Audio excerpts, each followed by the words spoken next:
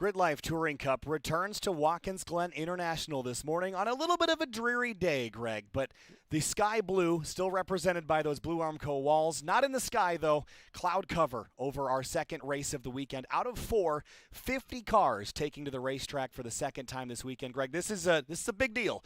Yesterday we had a race. We had one small incident, but they did very, very well. Today, though, the conditions are still treacherous, and drivers are going to have to do it all over again. Yeah, huge field. This is a 3.4-mile track, but 50 cars is a big field on any track, certainly. The opening lap yesterday, which is the one where you would think was going to be the problem, they were brilliant. Everybody got through it clean. They settled, got their racing line, then they started racing, and we saw James Houghton struggling a bit early, coming alive, late in the race, coming through the field.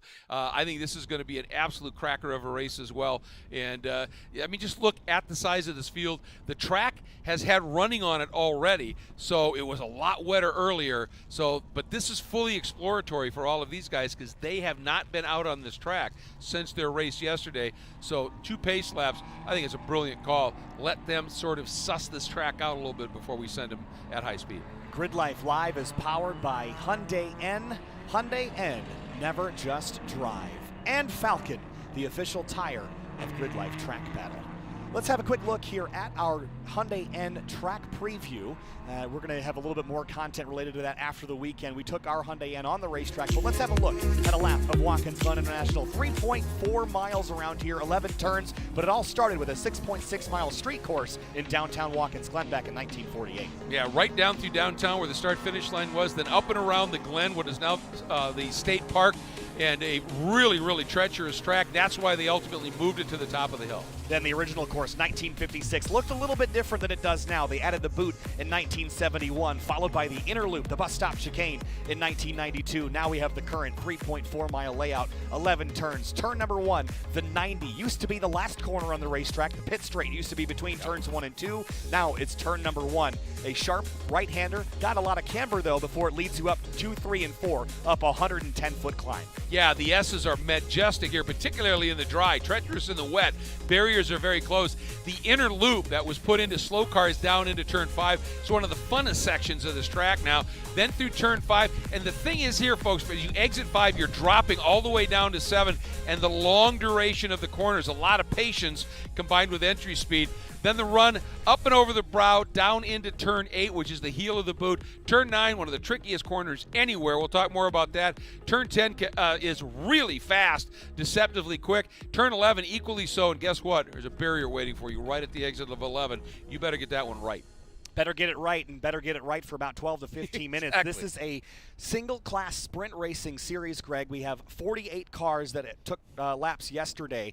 This is one of the biggest fields we're going to see all year, and I think we should get rolling through our starting lineup for this race because it's going to take us almost the full second pace lap. We do have a nice-looking Toyota Celica safety car for this race as well, driven by our pace car driver, Mike Cohn. Starting on pole for this one, this is gridded by fastest lap from yesterday, Matt Waldbaum. Spin back up to second, great recovery. Got pole in the number 90 ASM car. James Houghton, race winner out of Kitchener, Ontario from yesterday, starts second. Starting in the third spot, the 17, Tony Marchev, who had a brilliant drive yesterday, joined in fourth by the 47 of Ryan Power. And in row number 3, it's Erica Till. Upside down in a ditch in Tennessee last month. Third yesterday. He starts 5th in this race. Jeremy Swenson, 2021 champ, starts 6th. And 7th is number 7, Luke McGrew, chasing Jeremy Swenson in the points right now. And then starting 8th, welcome back to GRIDLIFE, the number 374 of Emil Tabb. Starting in row 5, the number 13 of Ryan Upham for Performance Zero Works. Paul Curley's G-Speed number 45 led laps yesterday. He'll start 10th in this one. Starting 11th, the number 484 of Matan Rosenberg, who ran at the front for much of that damp race yesterday, joined by the number 14, Carlos Mendez, who will start 12th. 13th place, the number 73 of Jason Saney in the Porsche Cayman. Kevin Zhu in a Honda Civic starts 14th.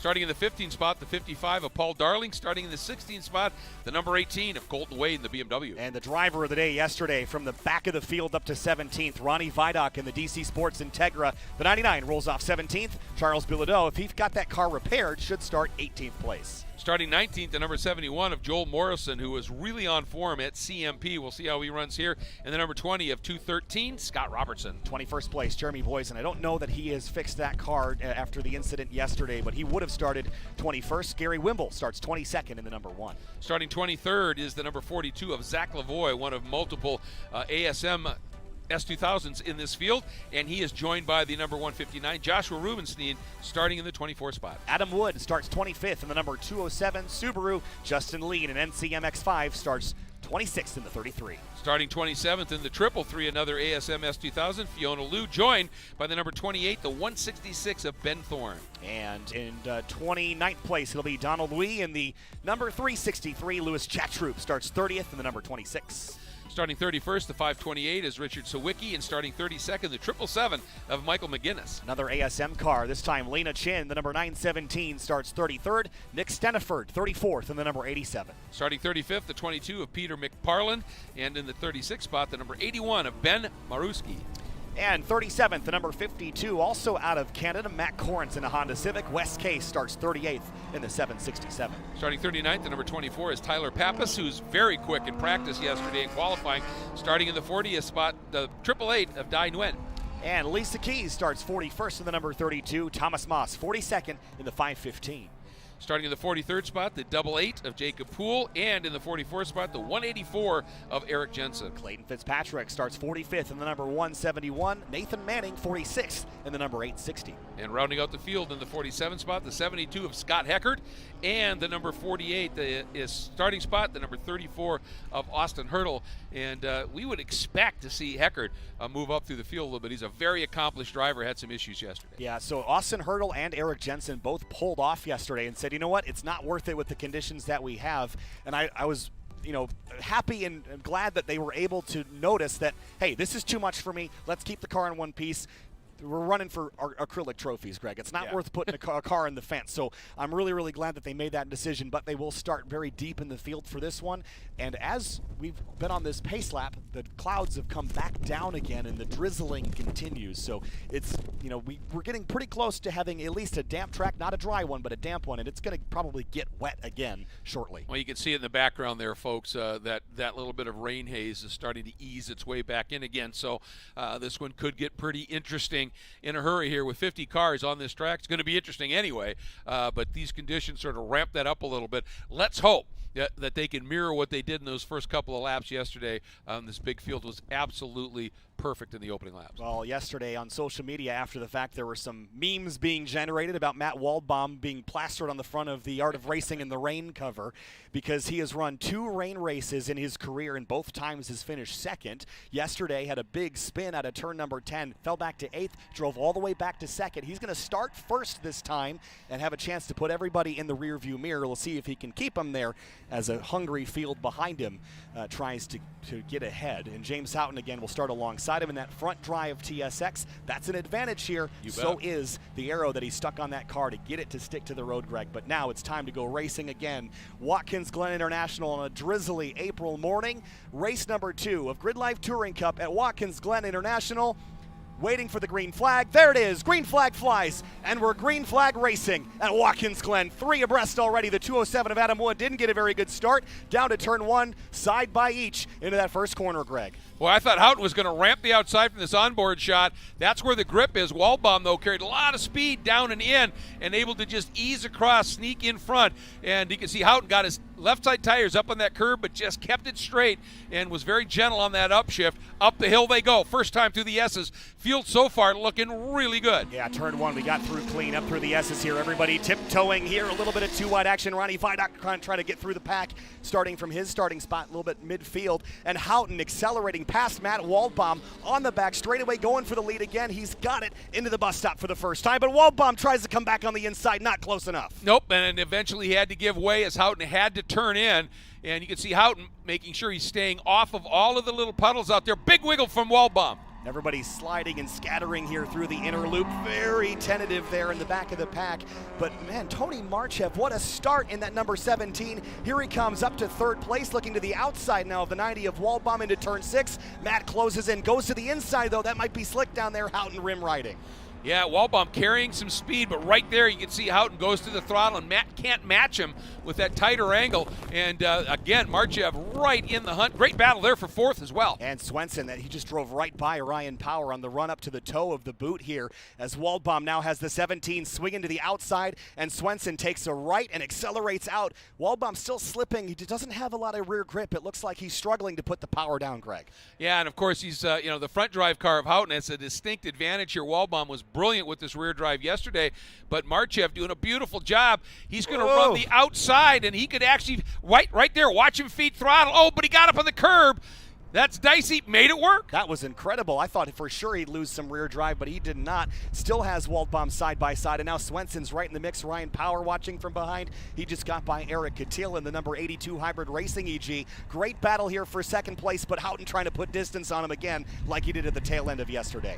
Yeah, he was really stout, and I had talked to him, and he said earlier in the day yesterday he had some shifter issues and was able to get those sussed out by the time the race came around, and it all came good for him at this point. And one thing I'm noticing is Houghton, it wasn't until 4 or so laps into the race when he started to go to the rain line a lot. He's on it right now. Look at this battle for second, side by side, down into turn 1.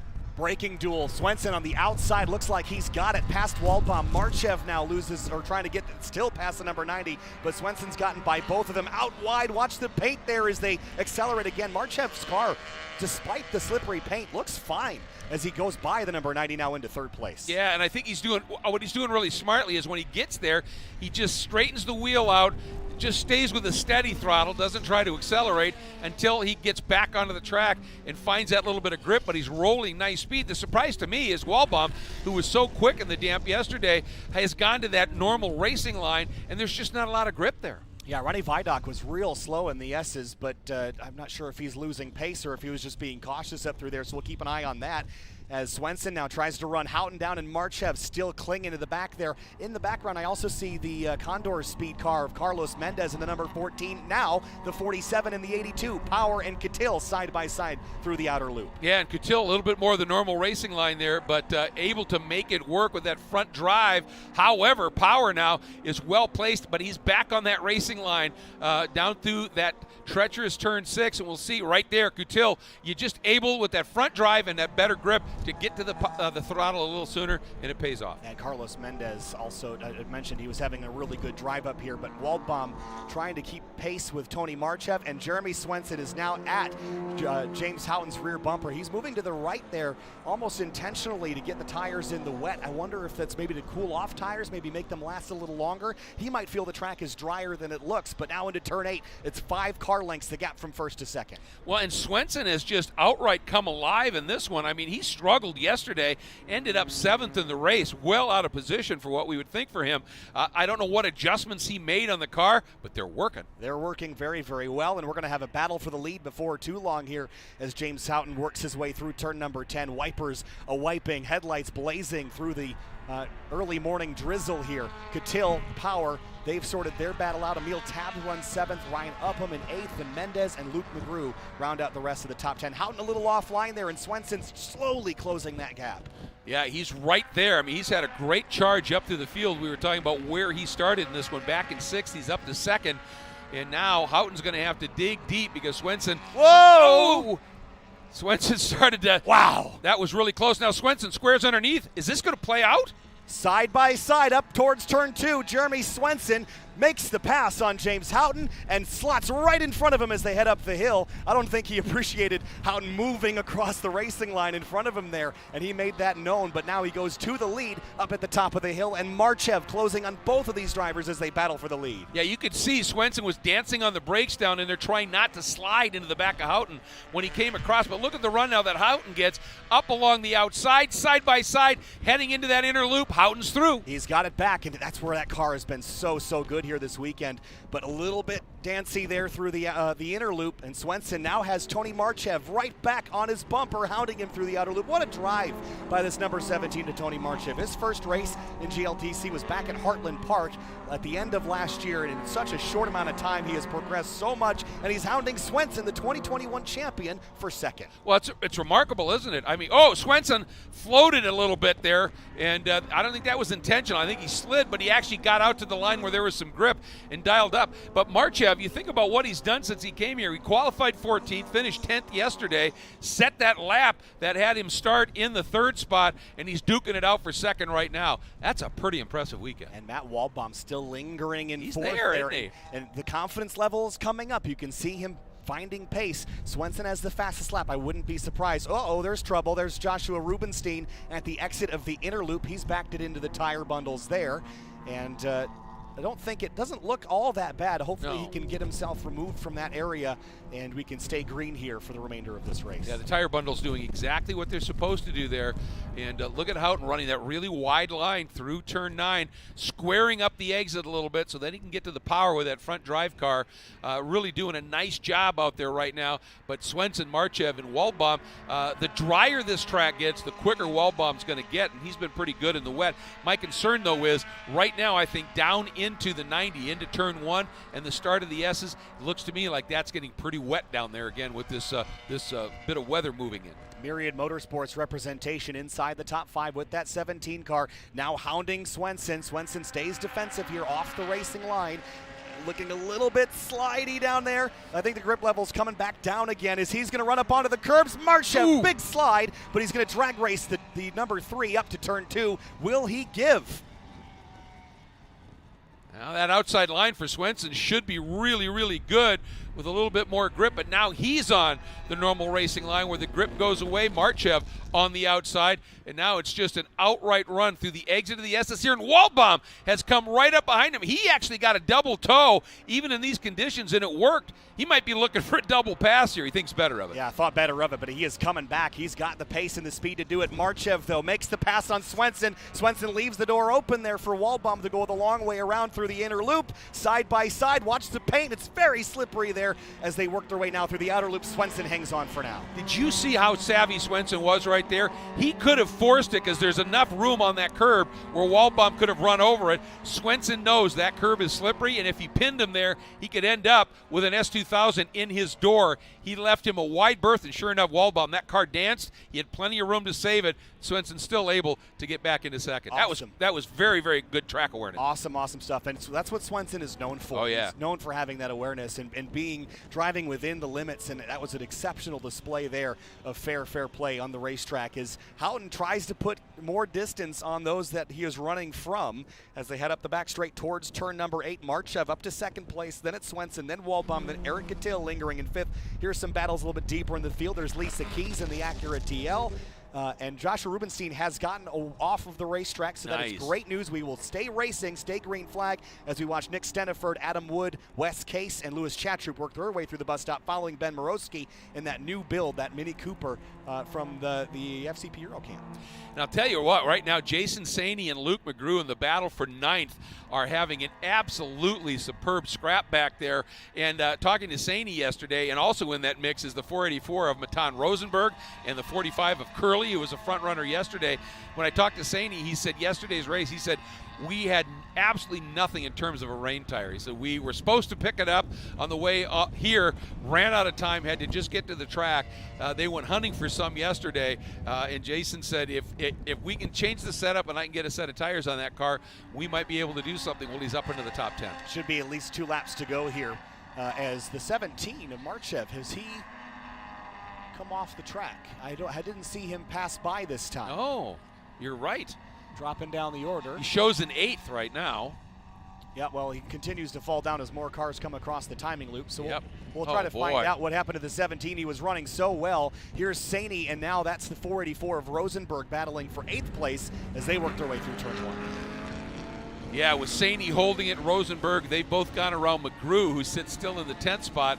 But for Marchev, as he marches backward, everybody else gaining a couple positions here as well. Robertson in the 11th spot, Curley in 12th, and they're all part of really that battle for the 8th spot right now, held by Jason Saney. I see Tony Marchev. He's pulled back into the paddock. Looks like he's got some right front damage. That is unfortunate for a driver that was having the race of his GLTC career. How about this battle, though? Back to 8th, Saney and the 484 of Rosenberg turning in tight over the curbs. No bounds about that. They just went for it. Then behind here, that's another one of the Corvettes. That's Luke McGrew, Scott Robertson in this mix. That's 11th. Paul Curley 12th. Then Joel Morrison and Kevin Zhu right back there in the mix as well. Kevin has had himself a really impressive run here this weekend, and right behind him is the 99 who has put on the drive of the event yesterday from 49th to 20th, Ronnie Vidoc in that Acura Integra. Again, front-wheel drive, and the wetter this track gets for Houghton, for Coutil, for any of the guys in the front drive cars, they should come alive just a little bit. Look at Walbaum close under braking he was on that outer line. Ooh, that looked close. It certainly did look close, and I think he probably spooked himself with how late he braked there as well. So he could fight back for second place. Houghton's got a 6-second advantage here, and we're on board with him now. You see the melon helmet under the yep. under the cockpit there, but he can try to cling to this. He's got one more lap, I think. We probably will see the white flag this time by as the timer elapses, as Swenson now drops. Well, he's still got it.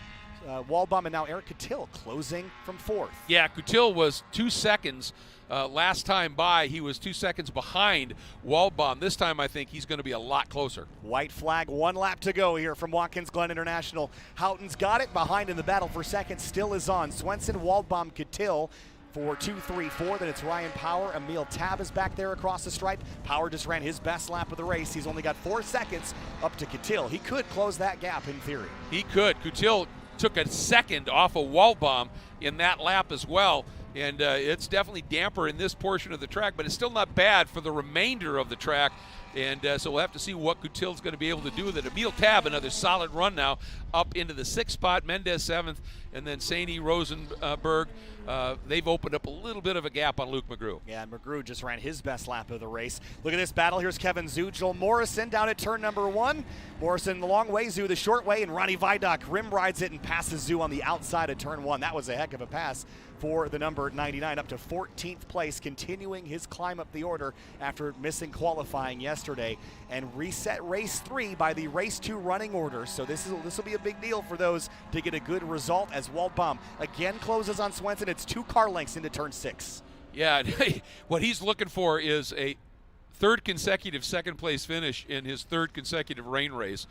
That's what he's looking at right now. Not too shabby, obviously. And then Coutil now. Looks like Coutil has dropped off just a little bit again. Lap traffic. Yep. Oh, Lots boy, here we go. Lots of it. Clayton Fitzpatrick is in that mix. I can't quite tell the others here, but they're going to come out of turn 7. And will that slow up Swenson just enough to let Walbaum and Coutil get a run up into turn 8? Swenson looks defensive here, but Walbaum has been so close. Yeah, and this is where Walbaum had that monster run on the brakes. He knows he can go in deep. Not quite as aggressive as he did last time. I think you're right. I think he maybe overdid it a little bit last time and decided to be a little bit more circumspect, and a spin right in front of him. That's Dai Win in the 888. That's the ASM Subaru BRZ. Yellow flags waving at turn number 8, so no passing in that sector as James Houghton works his way through the last 2 corners. That battle for second still rages on behind him with just 2 turns left. But James Houghton yesterday drove through the field in order to pick up his first win of this weekend. He could come back to get his second, but the battle for second is wild as they come to the final corner. Checkered flag for James Houghton, second win on the weekend. He wins race 2 at Watkins Glen. And now to the stripe, Jeremy Swenson and Matt Walbaum. And here comes Eric Coutil side by side. Swenson second. Photo finish for Walbaum and Coutil, but Walbaum clings on to 3rd. Wow, incredibly close. And that lap car did a beautiful job of just moving out of the way and letting him race. And Ryan Power and Emil Tab also came to the stripe by 0.02 of a second. That was Look the at how difference close there. that is. That was side by side. Then we've got the Condor Speed number 14, Carlos Mendez, Jason Saney, and Matan Rosenberg. That's your top 9. And Luke McGrew should be our 10th car in this pack as he works his way to the stripe. Robertson right behind him, so it's going to be McGrew 10th, Robertson, Vidoc 11th, 12th, Curley 13th, Morrison 14th, and Kevin Zhu 15th, Greg.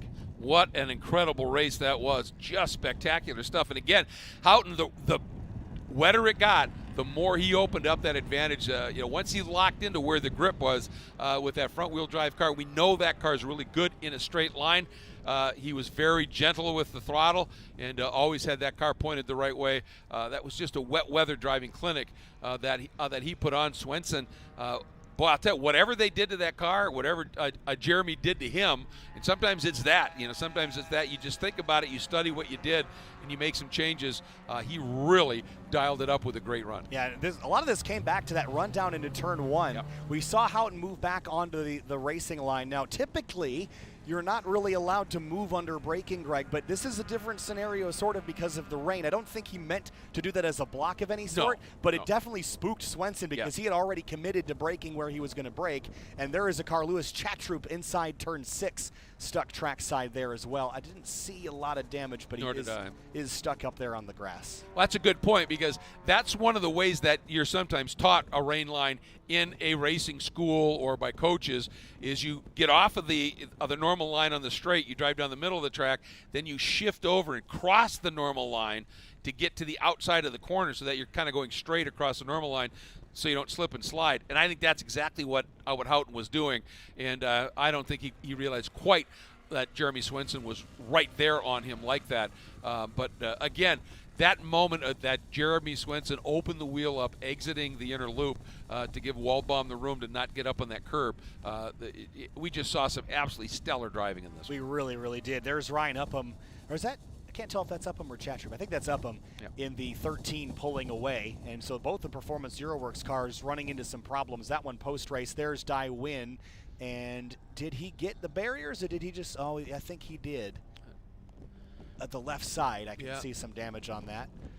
It doesn't look like a ton, but, well, maybe it does, because that looks like fluid maybe coming out of the car, doesn't it? It does, and you can see, I think is that a tire that's wrapped up there on the left side? Yep, exactly. So he is, I think he hit here where the black marks are, and you can see, that suspension is definitely broken. So he has hit that pretty hard. Oh, what a shame. Yeah, that's unfortunate for Dai Win for sure. And actually, Greg, that's the whole left side of the car. Oh boy, it is, isn't it? Yep. So that is unfortunate, but racing in the rain, Greg, you're bound to get one or two. It's just the nature of the beast, obviously, and again, it's a track that precision is everything, and you've got to be mindful of those barriers. And the good news for him is at least he got the leading edge of the tire barrier and didn't get right into that light blue Armco, which will of course affect things. Now here comes let's see, however many laps we ran in this race. This is the last lap as you head into tech. Yeah, right. So Houghton will go up on the scales here. They're going to check him for compliance, and he'll whip around to the dyno, and hopefully we'll get a word from Cerise. She should be standing around by the dyno if they choose to pull him for that. But otherwise, we will move on to our drift coverage here in a couple of minutes' time. There's obviously going to be a little bit of a cleanup before they'll turn them loose on track, so we'll have a couple of minutes. But interesting race. Yeah. Lots of good battles in that one, especially up front. Lots of unknowns. And I think Matt Waldbaum in particular, the confidence wasn't there at the beginning, and he gave up that lead. But I think had he been a bit more aggressive and been able to hang on to it, he could have kind of clung to the front there. I think so, and I think what that was, early in the race, for some reason, he kept going to the normal racing line. And it just wasn't dry enough for that part of the track to have its, grip. And I think a couple of times when he got not forced, but when his overlap had him be wide through a corner, I think he started to realize that's where I'm finding the grip, because he started running that outer line, particularly down into turn 8, where he was super late on the brakes and could still roll speed around the outside. I think that's when maybe the light bulb went off and he went, I got to get back to the rain line here, and then his speed started to come up. And you think about yesterday when he darn near Danny Sullivan did, did the spin and almost won and ended up second. We were expecting him to be right up near the front. I think he kind of got in his head a little bit maybe early in the race, but boy, it cleared and he came back at it. It certainly did. And there was another kind of wet, tricky, mixed conditions race, and again, they got worse as the race went on. That's been a strange characteristic of GLTC rain races. Exactly. They can never just be wet or never just be dry. They have to just constantly be changing and making it more challenging all the way. So I'm sure frustrating for some of the drivers that were looking forward to some dry weather, but we're getting entertainment either way, and it's unfortunate a couple cars got caught up in some incidents, but Greg, that's the nature of the beast. Well, and you think about it, it's a 50-car field. We went through, 3-4 laps when they're packed up and when you would think most incidents happen. Everybody was so good about understanding where they were on the track, being very cognizant and respectful of their competitors, let everything settle out a little bit. Then they started to go racing. Had they pushed like they did, where they had their incidents, 3-4 laps earlier, it could have been multi-car stuff. So I think it was really a study in sensibility in racing on a diabolical track in the wet with the barrier so close. They nailed it. Yeah, they really did nail it. And Yeah. we're going to have 2 more races today. Yeah. The finishing order from this race will set the race 3 grid order, and the same for race 4, except we invert a random number of the top third of the field, and that will create a little bit of chaos and confusion and contusions, as it always does. So it's going to be an interesting battle to watch in race 4 in particular. We also have upcoming, we have Drift up next. I'll be joined by Charlie for that, and then we'll have the continuation of our afternoon with the GRIDLIFE NOS Energy Track Battle Championship qualifying 3 after lunch. And then we'll be followed by GLTC Race 3, some more drifts, more track battle at the podium sprint. This is the finale for that, and then GLTC Race 4. So still lots to go today, Greg, before we wrap things up. Tons to go, and the way this weather's working, I think it's going to be just completely random today what kind of track conditions drivers are going to have in whatever the category that they're running, and that just keeps everybody on their toes and keeps things interesting for us. It certainly does. Well, and for all of you out there. I guess we'll step away for a couple minutes. We'll be back with Drift after the track cleanup is done. We'll be right back. All right, guys, I'm here with Eric Cotillo. You may have been keeping up with him recently. I don't even know where to begin. For those of you that don't know, recently Eric was coming home from COTA, and this is the untouchable car since your truck and trailer were destroyed. Oh, yeah. This car was upside down in a ditch. Yep. You're okay, and you're back. Yeah, it was, first of all, yeah, we were coming back from COTA, trying to drive through the night. You know, it's hard with the racing. You know, you don't have enough vacation or money to start at a hotel. And me and my dad were towing, and, you know, he was behind the wheel. I was sleeping in the back, and unfortunately, he fell asleep as well. So we ended up crashing off the road. I had an F-150 that got destroyed. The car and the trailer ended up upside down in a creek. And I thought it was all over. I spent most of last year building this car from scratch, and I thought that the car was totaled again. And I don't know, miraculously, the recovery crew got it out of the creek. And when I saw it, I was like, you know what?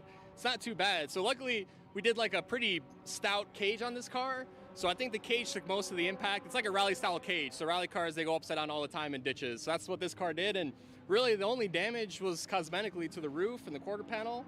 A little bit on the front end, but yeah, the last few weeks, you know, I got it all fixed up. I had to figure out a new trailer situation. So luckily my friend Brad hooked it up with the trailer, got me a pretty good discount on it. And then, yeah, then it was just kind of rebuilding and got the car all fixed up.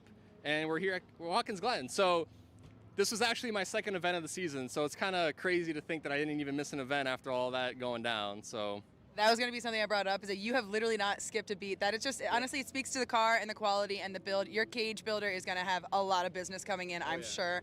But we're so glad that you're here and you're racing. First time at Watkins? No, I've been here a few times with SCCA, I think 2 or 3 times. It's a really fast track. It requires a lot of cojones. But I think the car will do pretty well here. The funny thing is, the first thing I did after I got home was drop the trans because I knew I needed to rebuild it. And then I focused on the repairs later. But got a new transmission in the car, hopefully better gearing. And yeah, just hopefully I can give the Corvettes a run for their money this weekend. And Senna, how do you think that he's going to do? No comment. Wonderful. Okay, awesome. All right, man. Well, we're going to let you get to it. Get prepped, get ready, and we're going to be rooting for you out there, okay? Thanks, guys. Appreciate it. Back to you guys.